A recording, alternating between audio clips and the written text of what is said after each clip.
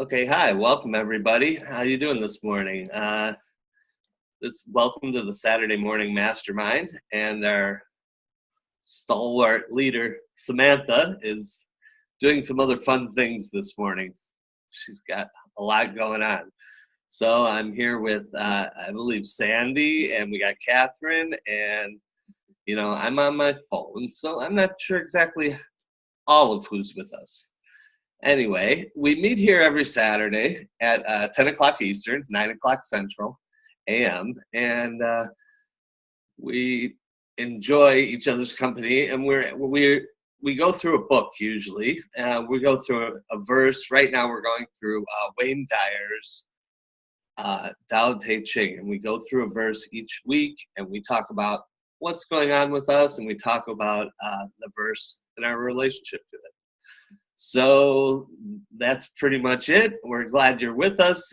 Anytime you'd like to join, there's a link for the Zoom on www.newsaturdaymorningmastermind.com, and we're on Zoom, and there's a link there so you can join us at any time. And thanks for being here.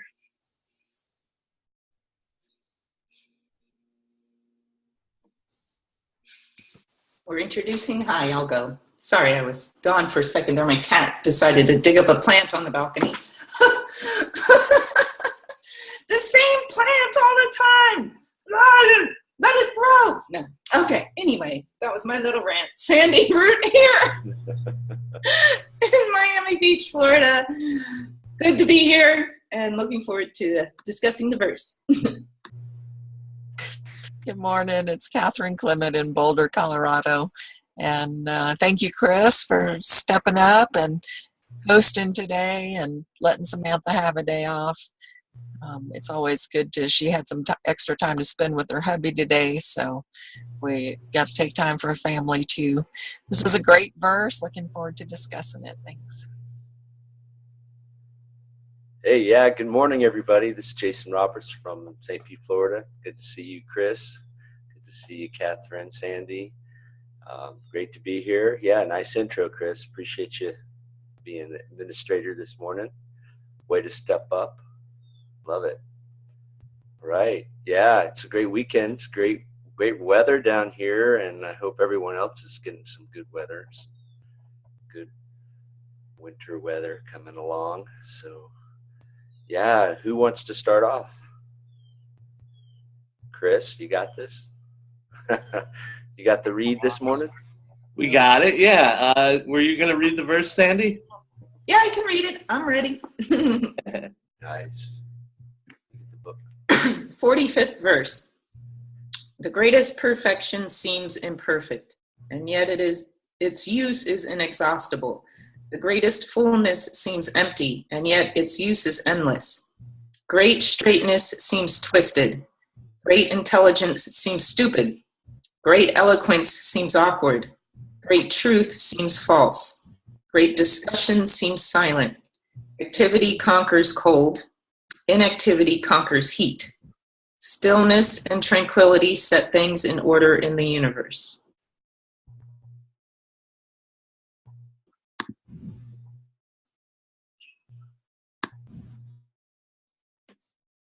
Awesome. You made us all tranquil now.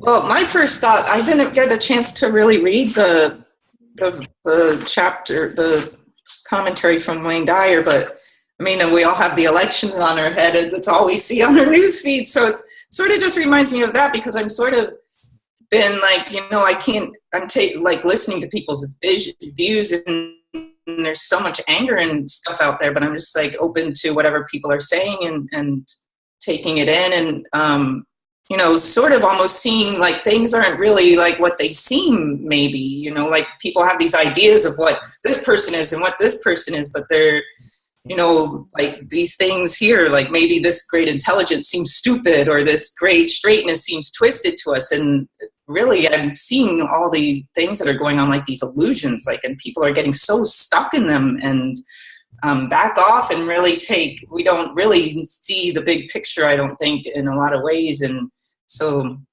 just the way he's talking here sort of made me think of that, like how things may seem one way that we're being portrayed in the media or on Facebook or wherever we're getting our information, but really maybe it's the other way. It's not what it seems. Yeah, it's awesome how he sort of alludes to there always being a not only like a hidden secret, but like a powerful lesson hidden within, you know, the the things that sometimes even anger us, but at least cause us confusion. That somehow that there is that there's a hidden powerful lesson or a hidden powerful secret to it all within it. That's what I get out of this anyway. But yeah, it strikes me as it all kind of leading back to perceptions, and reminds me kind of, sometimes it reminds me of, how, there's that mirror aspect of our connections with people. But then also that we also get caught up in our own perspectives of things as well. And sometimes we're more in our head than reactionary to what's out there. And it's funny, we sometimes tend to flip between the two or three to suit our needs. And it's not always the needs of what we want that's new in our life, but it's sometimes the needs of our habitual, our previous, habits and the directions that we were going before we started on the, like the journey of self-development. It's interesting.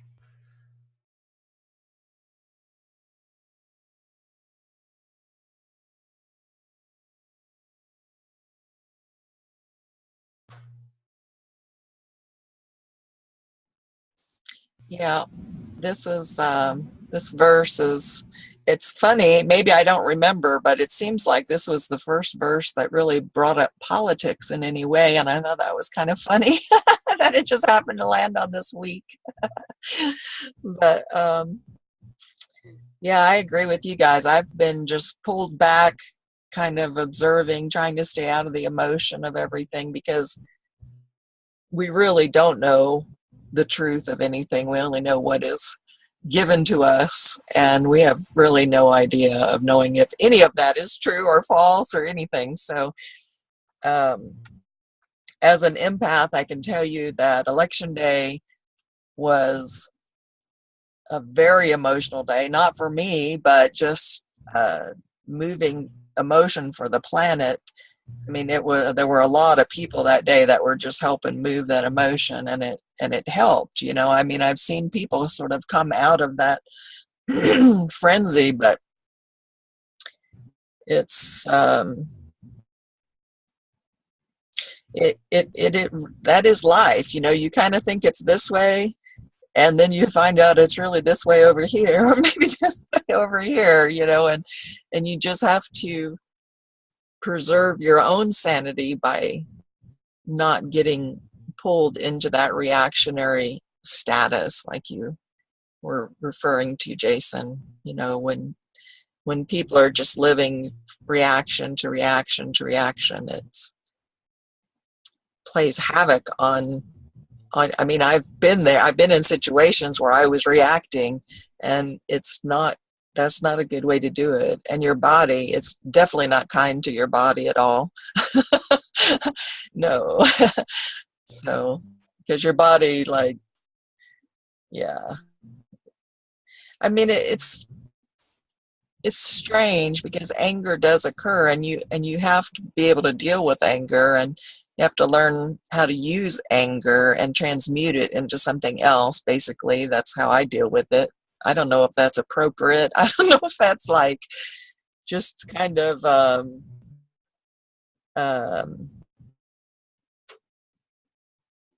like not really allowing the anger to come through because I'm actually channeling it into some, like, do you understand where I'm going with that? I don't know if that's just another way that I avoid feeling anger perhaps, or if I truly am.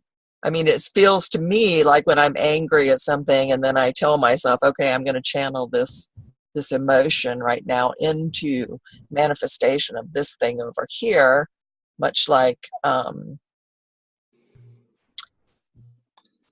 sexual energy. Many people use sexual energy or kundalini, you know, to manifest things. So just another way of using a different emotion. But and it feels, I don't feel angry, but you never know. I'm kind of one of those people that I don't get angry until I get really angry.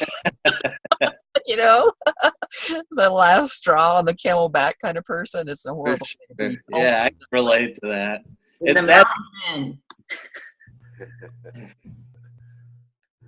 sorry. Yeah, you know, that brings up in my mind a, you know, an interesting, you know, idea. You know, you're if that's your reaction to anger, if your reaction to anger is actually to recognize that now you're feeling anger, and that now the correct thing to do with that is to channel it. You know, I'd say that's excellent. You know, and probably that's probably a better way of dealing with anger. You know, certainly better than trying to just avoid anger or just reacting to the anger. You know, but if you know that would be excellent if you know we were taught that. I mean, because really, I mean, I'm more of the type that I'd like to just avoid the anger altogether, right? But when it happens, you know, I don't really just immediately go, let me form this anger into something useful. You know, it's a lot of times I will get caught up in the anger and then just, you know, pace it off or, you know, whatever. But it's, you know, to have those skills to just immediately be, if we can develop that into the habits, you know, those types of habits, I think that would be great for everyone, you know. And you know, I think in regards to this, the election and people sort of being, you know, dumbstruck as to what the outcome was, you know, especially on you know, on one side, it's they are, you know, I think a lot of them are maybe they have that extra energy now and they just don't know what to do with it. They don't know how to channel that or transform that into something, you know, so they're doing, you know, what they know of, you know, to do, you know. So, you know, but yeah, being able to react to our emotions that are reactions from our programming that has been creates that belief and that attitude, you know, if we can, you know, even if you don't all understand all that for, you know, everything that happens before, at least when you feel the emotion, you know, having that immediate tool or skill would be, you know, really helpful, I think, for a lot of people. Maybe that's something that they teach in like anger management or something like that. So that's cool. I'll remember that. So yeah, Catherine, that actually seems like a really good path or way of handling it, because anger is a very common feeling. People like disguise it. Ourselves, we disguise it in different ways. You know, when it comes out, we try to handle it in different ways. But I guess, yeah, you could say I've been down that road, or I've seen that people go down that road before. And where anger can lead to is violence. And so it is good to have an idea of channeling it, you know, because you do not want your anger to get out of hand. Anger is something to keep in check. Now, there's a time to get angry at things when they're wrong and stuff like that. The election, that's like a whole nother animal that I just don't even know how to really deal with, too. I'm kind of just like mystified by the whole thing. But I think it is good to have some kind of check or, you know, check and balance or way to channel it. That's positive, to be able to observe it. because it's not always the most positive emotion, but sometimes it's necessary. Yeah. Yeah, I do. I guess I do a similar thing like you, Catherine. I mean, I know I definitely got stuck in some of the emotions because I had to go to New York for a couple days this week. My father had surgery and it was very successful. Yay. And Terrific. I was at my mom's for the election night, and my brother's there, and my mom's best friend, and they're just sucked in, and I'm like, I have to leave the room. Like, I'm just like, and everyone's in shock, and just all these emotions flying around, and I'm like, the next day I was just numb because I think that I, like you, I'm an empath, so I just feel everybody's stuff. The next day I was just numb, and I'm in the airport, like, everybody's like, and I'm just numb because I can't, like, I'm feeling all of that. I'm feeling confused and anger and fear and all this stuff. And when I got back home and I got back grounded to myself, I'm like, what is all this? Like, it's not, I think when we can feel our emotions, but not let them run off and take us on this path. If we get stuck in them, then they just take us and we're stuck in them, and they can just keep going and repeating and creating situations in our life that keep the emotions coming up. So I think it's important to take a time to look at those emotions and see, where is this coming from? Is there anything I could do about it? If I can change it. If not, let it go, like, be happy. There's nothing you can do to change it. Things out of our control. So why ruin our lives and our emotions and our bodies for that? So I realize, a lot of it, especially last night, out of nowhere, I felt all this confusion and all this stuff, and I'm like, this isn't even mine. It's like, drop it. Go on, do your thing, you're happy. Stop taking this other people's stuff on. And of course sometimes it's mine, and it's always taking the time to look at, where is this really coming from? Is it mine? Is it someone else's? Is it someone's opinion that I read? And I think that's what it was. Yesterday I got up and I meditated, and right after that I went on Facebook and I saw something that just sort of was stuck in my head all day long, and it kept, every time I thought about it, I get like really sad, and I'm like, get that out of your head. It's something you read on Facebook. You're here, be present. So it's good to learn how to channel the emotions. If you need to feel it. There's nothing wrong. We should feel our feelings, but don't get stuck in the cycle where they're damaging you. And like you said, Catherine, you can channel anger into so many things. It's a creative energy. You can go create, go write, go row a boat, something where you can really channel that energy. It's such a powerful energy. So there's great ways to release it in a creative way. To just get it out of your system, because you don't want to trap it in there either, because it's I know I used to avoid anger growing up, and it just creates problems in your body. So because it has nowhere to release, it goes into your body. So finding ways to release it in a healthy way is important. If you feel like you can't let it go, just go, run, and scream.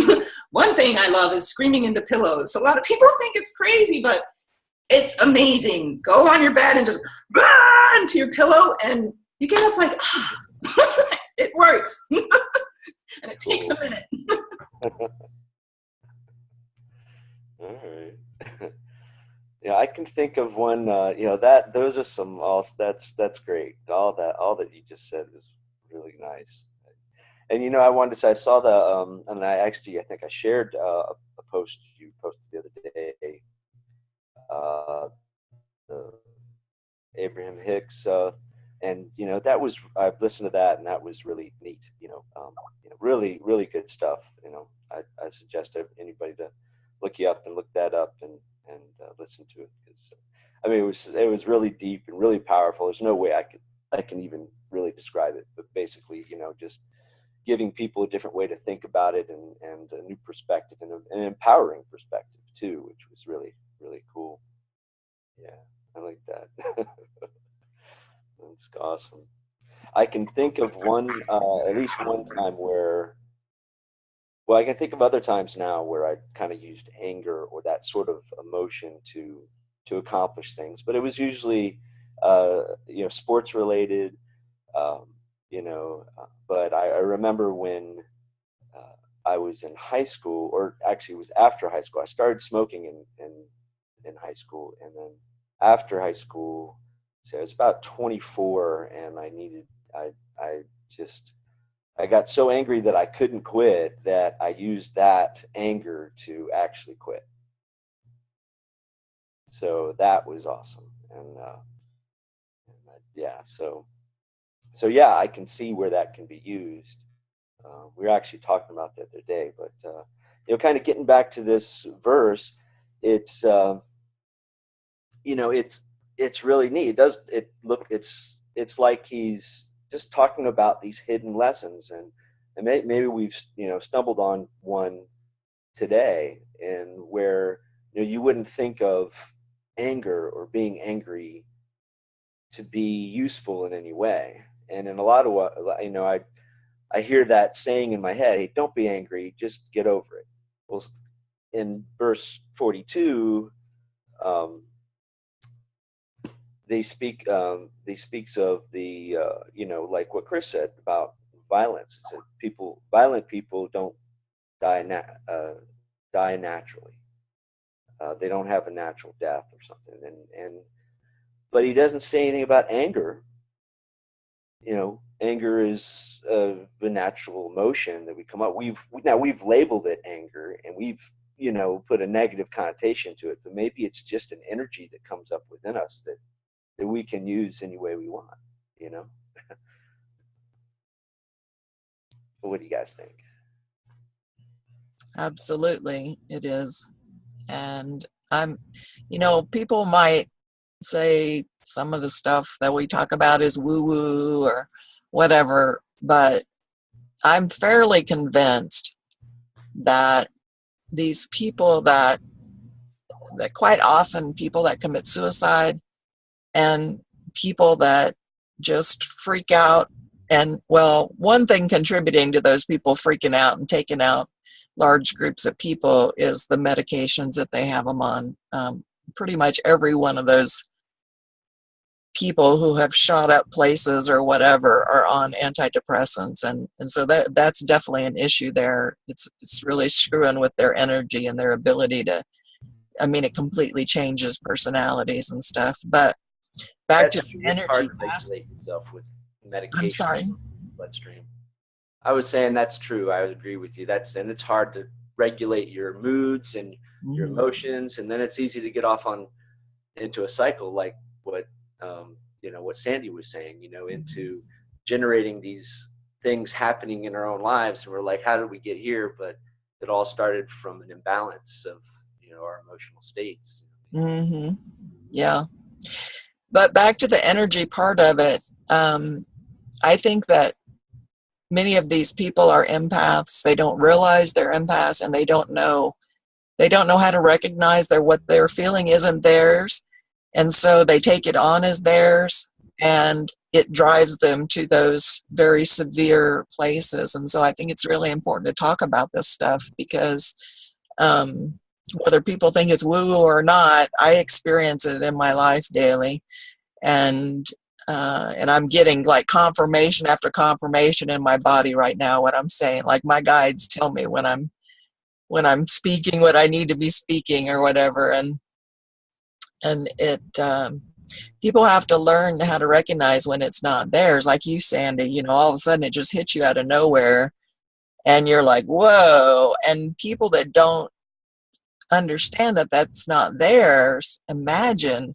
Like, I cannot imagine election day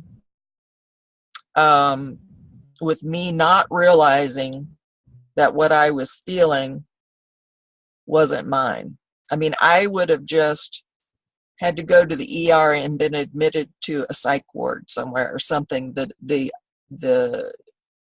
heaviness and the just, oh my God, the emotion. But I recognized that was from the collective consciousness. And so I just spent as much of the day as I could just in complete, meditation, loving, clearing, all of those emotions. And it was interesting because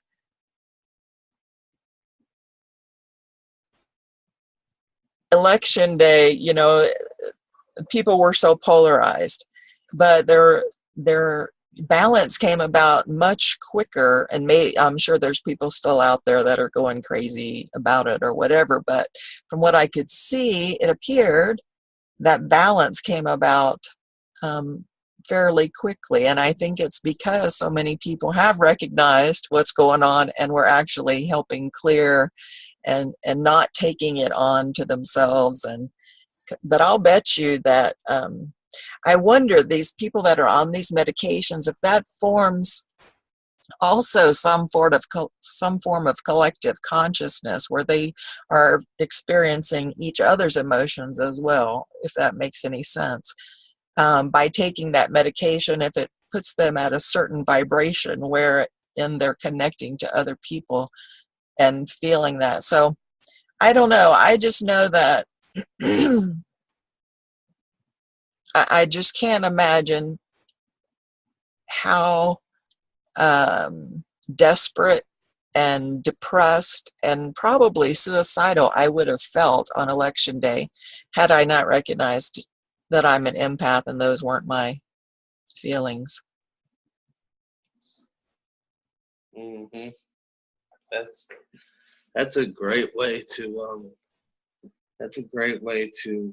go about it. That makes a lot of sense. I was meditating on Tuesday, and in the back of my head, sometimes I'll feel this collective background energy, and it felt like something akin to December 21st, 2012, or just like the May 5th, 2000, like something cataclysmic within the universe was about to happen. It was like I couldn't meditate. There was something really weird.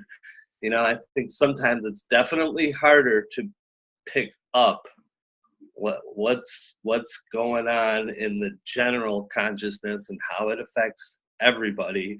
But one thing we do know is that when someone's in a particular state or emotion, when you're in the same room or in the same place with them or directly dealing with them, then we know it's pretty obvious, that a collective of whatever they're feeling, it really rubs off on the other people in the room, And so that's like an instance when you're around someone, then you can feel it quite succinctly, but how it plays out in the larger scheme of things, or the larger conscious state of everything, I think it's a little tough to put a finger on, but it sure seems like it's there.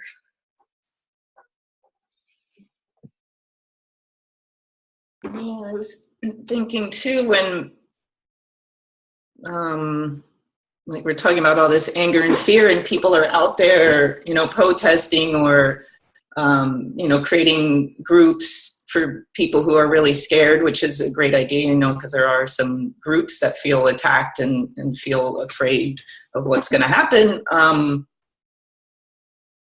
But I think it's important for the people that are putting these things together to be in a grounded space where they're clear of those emotions, because I think there's a lot of people leading stuff that have that anger and fear that they haven't channeled in the right way or processed, and that's not helping anything when people are coming from that place. It's just attracting more of that energy. So I think it's important to talk about this woo-woo stuff because it's more important than ever. It's always important, but I think that a lot of people need this right now to have examples of people who know how to work with their emotions, how to see ways to transform and be themselves without getting attached to all this stuff that's going on, and to be able to make changes from themselves being centered and grounded and happy with, content with whatever's happening. So let's go woo-woo. I love woo-woo. And I was reading on the do the Tao now. I guess it goes along with us talking about the emotions here. It says, make a list of 10 things you've labeled as imperfect, twisted, or stupid. I think a lot of people in the world have a good list this week. And then take one at a time and elicit the feeling in your body that's attached to that item. So I know probably both sides of parties are labeling things as imperfect, twisted, or stupid that people are doing on the other side. So, that's all a lot of what I'm seeing out there is like people just bashing each other still. And it's like, so then it says, take that list one at a time and elicit the feeling in your body that's attached to that item. Allow the sensation to be observed and to be held in your thoughts from a perspective of loving permission. Do this for as long as you're comfortable, allowing the Tao now to be present. Remember as you do this exercise that the Tao is non-judgmental and provides equality equally to all. You can take the sunshine and bask in it, or you can burn yourself to a crisp. The Tao just is, and it doesn't care. So I thought that was along the same line, sort of, allowing that sensation that you're feeling to, observe it and love it. And that's a practice that I started doing actually through Kundalini. Last year, I had done a whole series of Kundalini, and the main thing I took out of it was actually loving every emotion. I was going through like some sort of despair feeling one day, and I was like smiling through it. I was like, I was like, what? But I was like, love it all, love all the feelings. And then they leave when you give them that love, because those feelings are like these little pockets of holes, I guess, in our body or aura or whatever you want to call it. And when we love it, it gets filled up with that love. And then that emotion can transform and come out in a different way that's not causing you problems. So, sitting with the emotions and seeing if you can actually love it is so powerful of a thing to do too.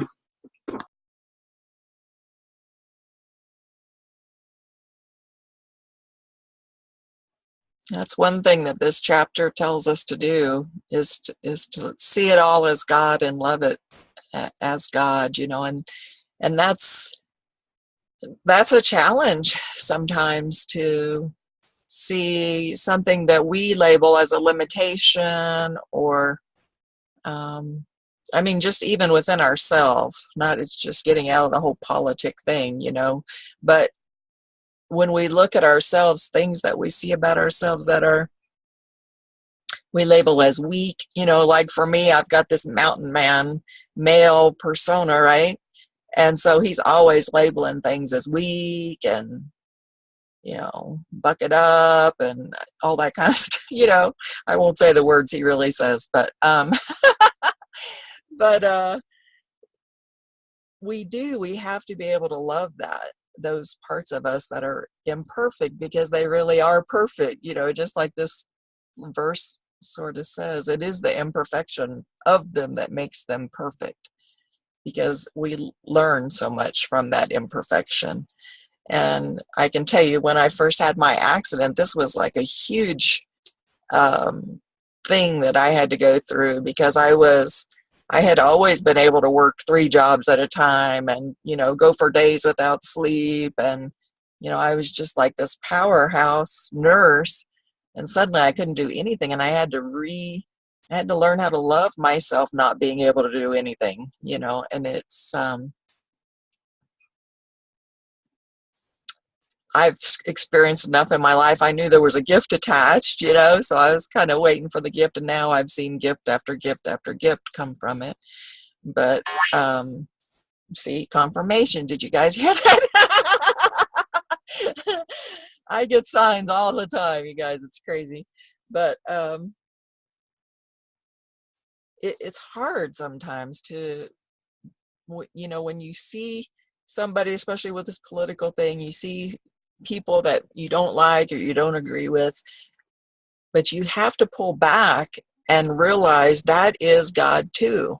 It's all God. All these things that we judge every day, and that we see as even things that we would label as evil or horrible, or people that do what we would consider the most horrid things, that is still God.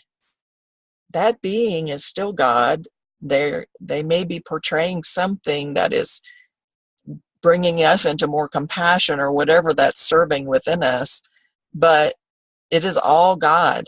And when we can remember that, just that in itself can pull us out of that reactionary emotion. Just realizing that, we've talked about it before, there's our business and your business and God's business. And if we can just stay in the moment, many of the people that I see that are freaking out, they're completely freaking out and they're emotionally a wreck, seriously, like unable to work and all kinds of stuff about things that haven't even happened. Like these are just things that are in their mind that they think are going to happen because of who was put in office. And we have no idea if any of that's going to happen. So if people can just stay in the moment, and not, it's one thing to stay out of reactionary emotion in the moment, but when you're even creating all of that from something that hasn't even happened, we have to learn. That's why it's so important, this being in the now. People say, oh, that's so cliche, but it's so important, because if you're in fear, you're just making up shit in your mind to be afraid of that hasn't even happened yet most of the time. Because if it was really happening right now, you would be reacting in a different way, or they're remembering the past and they're in depression or sad or whatever over the past, and we can't change any of that. So it's really just a way to live a much more peaceful and happier life and be able to hold a vibration that's more conducive instead of destroying you and your body. Oh my gosh, those emotions. If people could, when people react to things, if they could just see, if a 3D screen would pop up in front of them and it could just show them all of the chemical reactions going on in their body right then over something that maybe hasn't even happened yet, like they're in the fear stage of what might happen, and yet all of these chemical things are going off in their body just as if it was really happening. And I don't know if maybe that would clue them into, oh, wow, I shouldn't think those thoughts, because we get to choose what thoughts we think, right? If you're an empath, you can have thoughts come in that aren't yours, and hopefully you have to learn which is which. But even still, without being an empath, thoughts are going to just drop in from places. And thank you. And you've got to learn how to deal with them. Like the 4 questions from Byron Katie. Is it true? Do you know it's 100% true? How do you feel and react when you think that? And then how do you feel and react when you don't think that? And it's your choice to think it or not think it, basically. So we are always in control. Always, always. If we can get out of the chemical storm. The chemical storm really exacerbates the whole thing, though. People get to the point where they're reacting because of the chemical storm now, and that can get completely out of control. Literally, just like these people who are on these drugs that change their chemical. Because nobody really has a chemical imbalance, I don't think. None of those drugs, psych drugs that people take, there's no evidence that there's a chemical imbalance that those drugs fix. I don't know if people realize that or not, but there really is no evidence that those drugs fix anything, or that there's a chemical imbalance to fix in the beginning. There's not a blood test they can do that says, oh, their serotonin is this and they're this and this and this pill's going to fix it. It doesn't work like that, guys. So learning how to deal with these emotions and learning how to remove expectations, that's another thing that this chapter talks about. People are really wired and upset because of their expectations of things and how they think it should be this way, it should be this way, it should be this way, it should be this way, and they're in this whole make-believe world of how it should be, and therefore they're in all this resistance because it's not that way. And it's just this huge chemical storm again, instead of recognizing, okay, regardless of what we think it should or shouldn't be, this is how it is, guys. This is reality, and this is what we need to deal with here. Oh, hush, I've been talking too long. Lots of great points. That came up for me this week too. Like, I was working with the work with Byron Katie to see like what's mine and what's not. And it came to me really that being present, how important that is. I mean, I'm like, what if I drop dead tomorrow? Am I going to worry about this stuff today? Like, I need to be happy right now if I'm going to drop dead tomorrow. I like that reminder for myself a lot. Like, if something happens tomorrow, why am I being like this today? That's always a good reminder for myself. So to get out of something that's not, that I can't change today. If you can't change it today, then let it go. And really, like you said, our thoughts become things. And if we're repeating these fear, anger, whatever thoughts based on our emotions, we're projecting that into our future. And so, that's always a reminder for me, because I see the manifestations immediately when my thoughts are negative, and I see them immediately when they're positive. So why not make them positive? And it seems difficult sometimes, but it's really simple. And once you get those stream of positive thoughts rolling, then you see the evidence, then you can keep them going. And when you were talking about like the imperfections, I saw this part bolded in the book here. See imperfections as perfect, even if your ego mind cannot comprehend this. And, so a lot of people see these results as imperfect. And like you said, the resistance is like the hugest clogger of energy in the body. Like, it's like, resistance is like, it's like a barbed wire fence. And just imagine like all this barbed wire stuff going on in your body when you have that energy of resistance. So seeing these imperfections is perfect, and we don't know where it's going to take us. And like you said, it's all God, and everything is on its path that it's supposed to be. So seeing it as perfect and dropping the ego and they, like you said, the expectations ruin us sometimes if they don't turn out. Like, people just get so crushed when the expectations don't appear in the way they wanted them to, and we have to let those expectations go, or that the resistance comes up. And so, lots of work to do.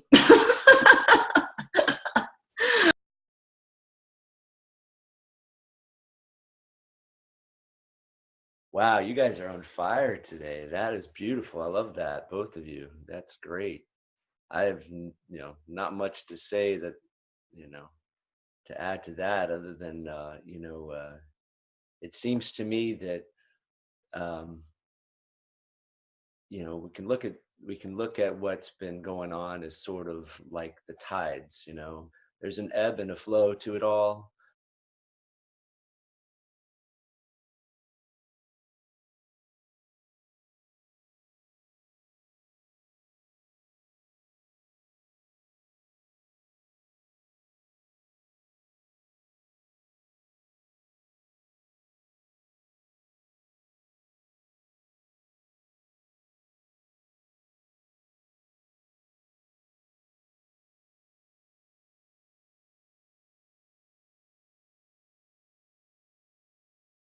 We should be aware of that, and now not allow our emotions to rule us at the lowest points, and not allow our emotions to rule us at the upper points either.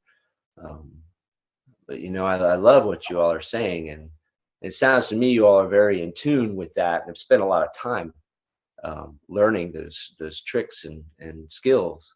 And I don't think that stuff is taught, normally, and that's something that everybody, I think, can use. So, I'm glad to be hearing more about it, and at least knowing of it, so I can go out and look more into it, So thanks. Appreciate it.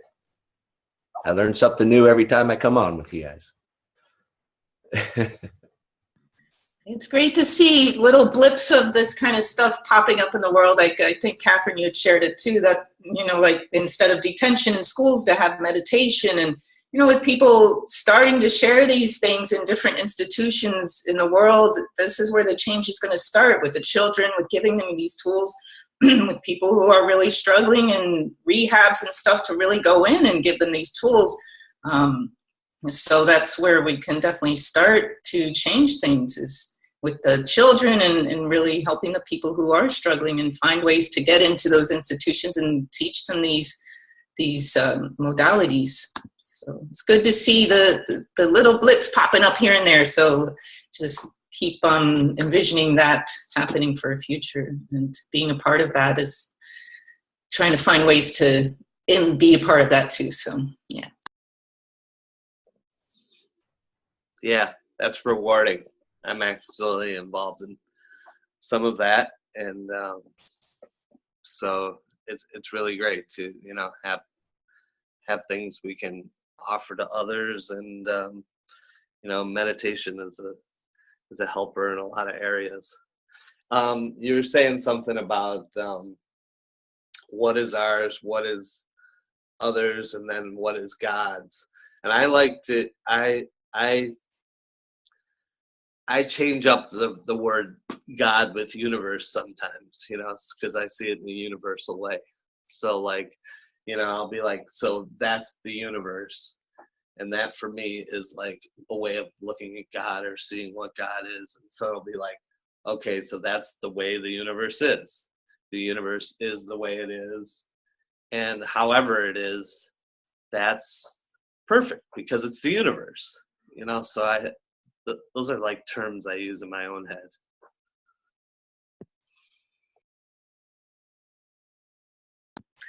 I saw this interesting, what do you call it? Astrology on the full moon coming up on Monday as super moon.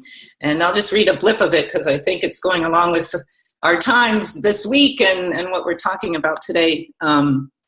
This super moon will burn up all that no longer serves. Now is the time to let our grief and anger rise to the surface so that it can be seen and dissolved. Light cannot prevail until the darkness has been unveiled. So I thought that was interesting, like letting all those feelings rise to the surface, and then when this moon comes on Monday, it can sort of whisk off. If anyone wants the link to that full astrology, I can send it. Yeah. Beautiful. Put it in the chat, please, in the Saturday Morning Mastermind chat on Facebook. Yeah, it's a great article. Vedic astrology, so it's a different twist. Awesome. Glad you could make it, Karen. Karen. Yeah. The other thing I was thinking, yeah, good to see you, Karen. Or not see you. Glad you're on. Hi, Karen.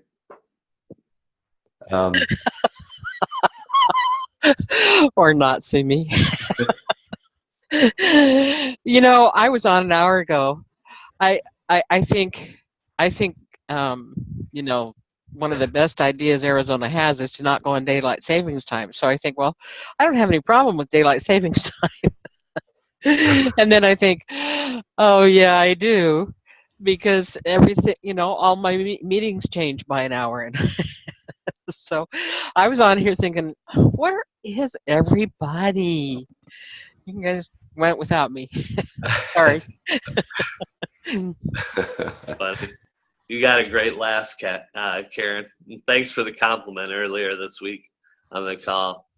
Oh, well, thank you, Chris. I mean it. I don't know why I really hadn't thought about it while we were all chatting around here, but man, when you were talking that day, I thought, whoa, I just really enjoy nice, deep male voices. If you ever want to sing with the Temptations, you'll be chased around for compliment. Awesome. While we were reading, Catherine, I was looking at the verse, and then I was also realizing that as much as it relates to everything that's going on today, it also seems to really, it also seems to be talking about itself, about the Tao itself. It's almost as if it's trying to also reinforce what the essence of the Tao is, and And if you're having any difficulties understanding it or believing it, that it's almost referring into it of itself, you know, that, you know, it's like, you know, because it's saying that the greatest perfection seems imperfect, and yet its use is inexhaustible, you know, and the greatest fullness seems empty, and yet its use is endless. And then the great straightness seems twisted, and great intelligence seems stupid. Great eloquence seems awkward. Great truth seems false. Great discussion seems silent. You know, and it's almost as if it's referring to itself in that all these things that we're reading and studying, that, you know, we can, even though in our first perception we may be getting it wrong, we may have that resistance that you're speaking of, and we need to be aware of that, you know. So I just thought I'd, in the last few minutes of the meeting, throw a curveball in there and mess everything up. So but yeah, I'm getting that out of it as well. But I mean, it's also, it's so applicable to what's going on today, as well as just a general understanding of what the Tao is, and how we should be aware of our own perceptions about it and about things like it. So, but boy, it's great to be on here. Like I said, I learn so much each time. I miss all those who couldn't make it on here today. Hope you're all having a good day and taking care of what you got to take care of. Yeah, and we'll see you next week, Samantha. Yeah. She always does such a great job leading our group here. I'm grateful for her. Right on.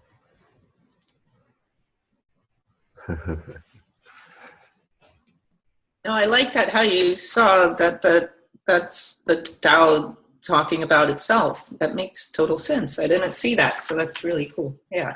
Yeah. Other verses look like that now. I'm curious. It's a different perspective that I didn't see, so thanks for sharing it. Yeah, sure. Thanks. Yeah, you know, when we go into something, it kind of showed me, you know, we kind of went into this thinking a certain way about it, and our own perceptions can sometimes, you know, color things in a certain way, and we may not get the full understanding out of it. So and that's okay. I mean, I think that's kind of part of the process, isn't it? As long as we're open to it and aware of it, right? I'll close with, I just saw this little quote on the last page of the first chapter, from Rumi. You are the truth from foot to brow. Now, what else would you like to know? So cute. I love it. Where the truth can only go within, not all this external jibber jabber. Good to see you all, and great discussion today. That's fantastic. Yeah, right on. No doubt. Now, does Catherine have to stop the filming, because I don't see her on here anymore? I'm on here, and we're still recording. We got about 4 more minutes. Good. Cool. Okay. Well, I'm going to have to listen to this, which I enjoy. I enjoyed what was put up last time on YouTube, to know what you guys are talking about. And worse, I don't have the books, so I don't even know the interpretation that's given of this. But I want to share that my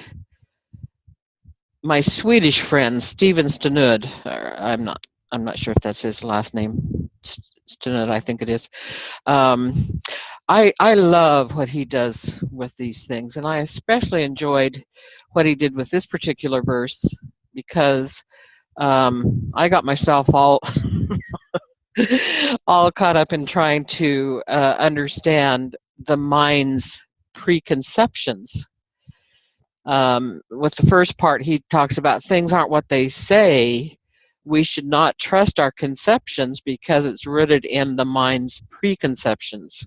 I honestly can't see what I'm looking at here because my monitor isn't big enough to see you guys and to see the thing that I've copied, but I'll just kind of give you an idea.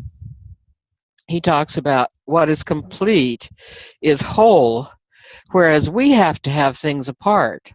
And that's exactly what I did. That's the first thing I did is I went up to see, to understand about the mind's preconceptions, start to take that apart and put it back together again. Then he says, vast abundance is not perceivable.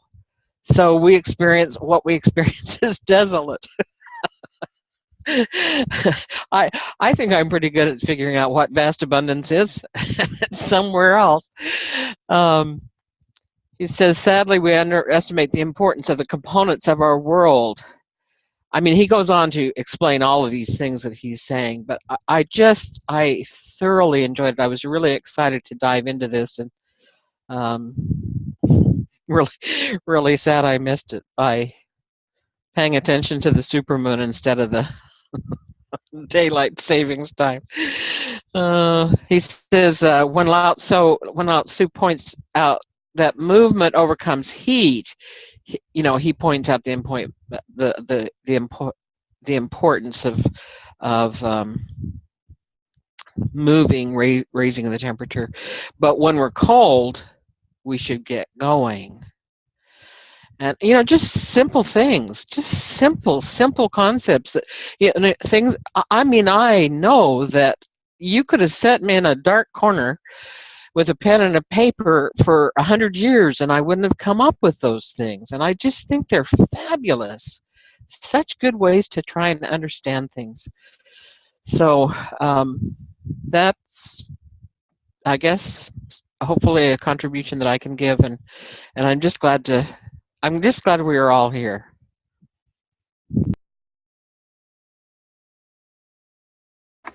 That was great, Karen. Yeah, that was awesome. Right along the lines of what we were speaking of. And, Chris, where can people find us online? Okay, people can find us at Saturday Morning Mastermind. We're on Google Plus and we're on Facebook, but you can go directly to the website at www.saturdaymorningmastermind.com. And we have our past classes and verses, and you can also put comments on the classes there. And you're welcome to join us. There's a link to the Zoom conference, which happens every week. And we're going through this book right here that Jason's showing, Change Your Thoughts, Change Your Life, The Wisdom of the Tao, by Dr. Wayne Dyer. And he's a great teacher, so I think we're all enjoying him a lot. And if you want, Catherine, you can stop the video now, and we can just chat here for a second on our own here. Thanks, everyone, for coming. We'll see you next. Thanks a lot. Thank you, everybody. Have a good week. Stay in the present. Yeah.